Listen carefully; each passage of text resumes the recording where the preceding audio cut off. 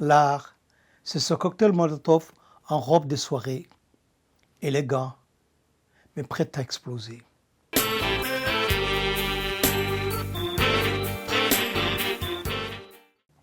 On dit que la plume est plus forte que l'épée.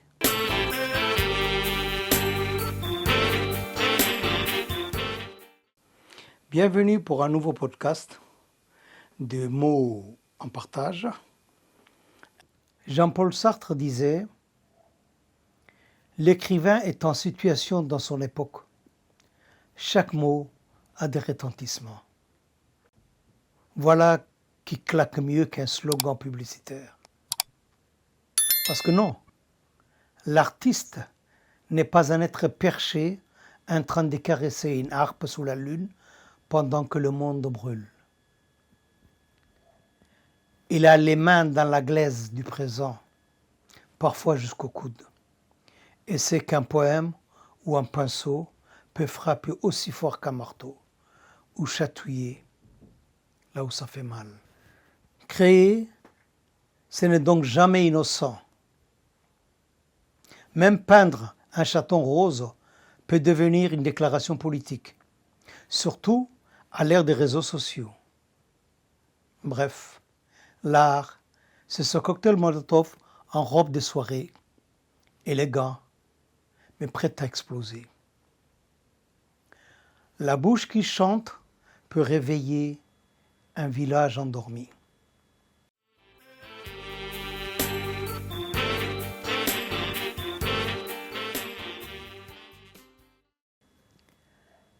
Depuis toujours, l'art sert de carnet de résistance. Went down to the river Jordan, where John baptized three. When I walked the devil in hell, says Johnny baptized me. I say, roll, Jordan, roll. Oh, now roll, Jordan, roll. My soul will rise in heaven, Lord, for the year Jordan roll. Well, some say John was a Baptist. Some say John was a Jew. But I say John was a preacher, cause my Bible says so. Les champs d'esclaves n'étaient pas que des berceuses pour survivre aux champs de coton. C'étaient des codes secrets, des GPS vers la liberté. La poésie de Césaire ou de Senghor. Chevelure. Dirait-on pas, bombardé d'un sang de latérite, bel arbre nu, en déjà l'invincible départ vers, on imagine un sabbat de splendeur et de ville, l'invincible et spacieux cri du coq, innocente qui ondoie, tous les sucs qui montent dans la luxure de la terre, tous les poisons que distillent les alambics nocturnes dans l'involucre des malvacés, tous les tonnerres de Saponaire sont pareils à ces mots discordants écrits par l'incendie des bûchers sur les oriflammes sublimes de ta révolte. Femme nue, femme noire, vêtue de ta couleur qui est vie, de ta forme qui est beauté, j'ai grandi à ton ombre.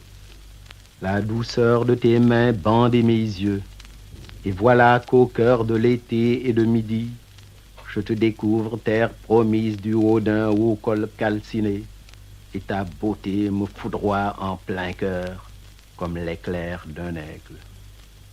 Femme nue, femme obscure, fruits mûrs à la chair ferme, sombres extases du vin noir, bouche qui fait lyrique ma bouche. Savane aux horizons purs, savane qui frémit aux caresses ferventes du vent d'Est, tam-tam sculpté, tam-tam tendu qui gronde sous les doigts du vainqueur, ta voix grave de contralto et le chant spirituel de l'aimer. Des pierres jetées dans les vitres de l'ordre colonial. Le théâtre de Brecht, de Koulsilanko ou d'Abdi Ismaël, et une salle de classe déguisée en champ de bataille. L'art enregistre ce que les archives censurent. Les vaincus, les invisibles, les oubliés. On peut brûler les journaux, mais pas un refrain dans la mémoire. On peut repeindre un mur de graffiti jusqu'à ce qu'un autre vienne poser une nouvelle couche d'insolence. Aujourd'hui encore, le slam africain. Sujet tabou, il préfère plutôt parler d'amour, il préfère parler de tout, sauf de la porte par laquelle les hommes voient le jour quelle est la valeur de la vie si la vie n'a pas de prix. La femme que je suis n'a pas choisi d'être femme, mais vous avez fixé à ma condition un prix. C'est une histoire dans la grande, c'est une mise en abîme. C'est mon histoire dans le temps, dans un espace plutôt intime. C'est une orpheline qui déclame ses drames devant vous, messieurs et dames. C'est une mère qui crie dans ce slam. Je suis une fille, une sœur, une épouse, une mère, mais surtout, je suis une femme. 8e merveille, on me proclame, ironie, vu que mes entrailles, on les condamne. Affaire de dame, disent-ils, cette tache rouge sur ma jupe, puis cette odeur caractéristique. Sujet tabou, il préfère plutôt parler d'amour, il préfère parler de tout, sauf de la porte par laquelle les hommes voient le jour quelle est la valeur de la vie si la vie n'a pas de prix. La femme que je suis n'a pas choisi d'être femme, mais vous avez fixé à ma condition un prix. Un prix que je ne suis pas toujours capable de payer. Là, dans ma petite campagne, ma houe ne me suit pas lorsque je suis en train de saigner. Petit tissu de pagne, je suis obligée de porter, appelant moi-même les maladies qui pourraient m'emporter. Alors, messieurs, si naître femme est un crime, moi je plaide coupable. Mais si le droit peut me permettre de manger à votre table, je proteste. Payer au-dessus de ce que je peux tirer de mes ventes. Être relayé au rang de ce qui importe le moins, car du sang coule entre mes jambes. Je proteste contre cette société qui cherche à redresser l'homme sans avoir dressé le fils. Comment espérer récolter la vertu alors qu'on a semé le vice? C'est une histoire génitale, c'est une mise en rime. C'est la réalité de toutes les femmes dans leur dignité la plus intime. Sujet tabou, ils préfèrent plutôt parler d'amour, ils préfèrent parler de tout, sauf de la porte par laquelle l'homme voit le jour quelle est la valeur de la vie si la vie n'a pas de prix.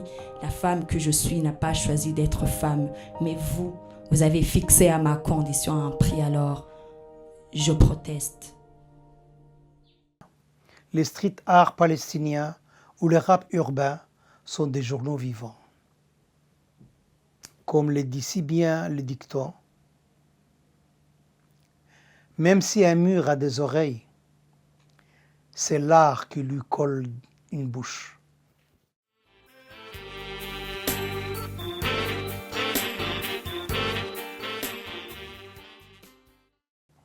On dit que la plume est plus forte que l'épée. Ajoutons, la caricature est plus forte qu'un discours solennel et soporifique. Rien n'effraie plus un vexateur qu'un bon fou rire populaire. Fela Kuti a fait danser les gosses en dénonçant ses Césars. Banksy ridiculise la guerre avec un pochoir. Auguste Ball transforme les spectateurs en acteurs politiques. Résultat, les satapris tremblent devant un micro plus que devant un canon.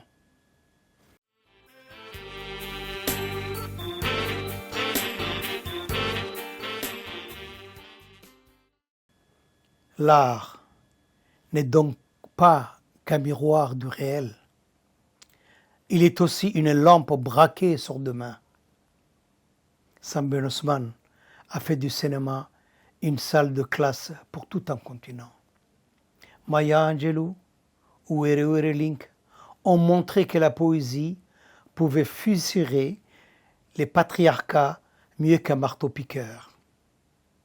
Aujourd'hui, l'art écologique trace ses slogans dans la terre elle-même. Arbre planté comme poème, land art comme cicatrice visible de nos excès. Bref, l'art engagé, c'est ce double jeu, séduire et déranger. Car rien ne trouble autant qu'une beauté qui résiste.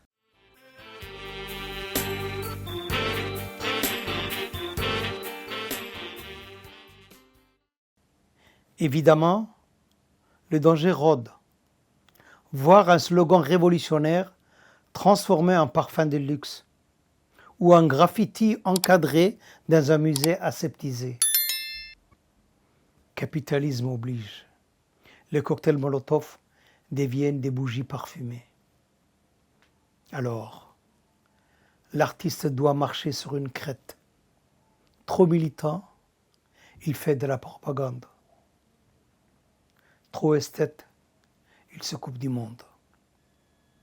Et quand il peint juste une pomme pour la beauté de la pomme, eh bien, dans une société obsédée par la rentabilité, peindre une pomme gratuite devient déjà un acte patriotique.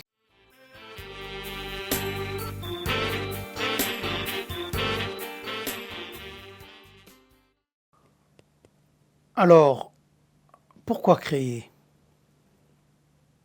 Pour habiter le monde autrement, pour refuser que la réalité soit figée comme un décret mal rédigé. L'art est mémoire, arme, utopie et fragilité à la fois. Mais surtout, il est persistant. Une chanson obstinée circule mieux qu'un édit officiel. Créer, c'est donc inventer des gestes modestes. Écrire, chanter, peindre, slammer, qui, bout à bout, font vaciller les certitudes.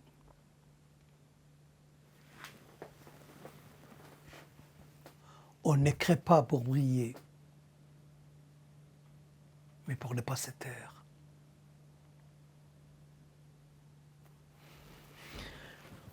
Mais si un jour la bouche se tait, alors écoutez le son du tambour. Je vous remercie.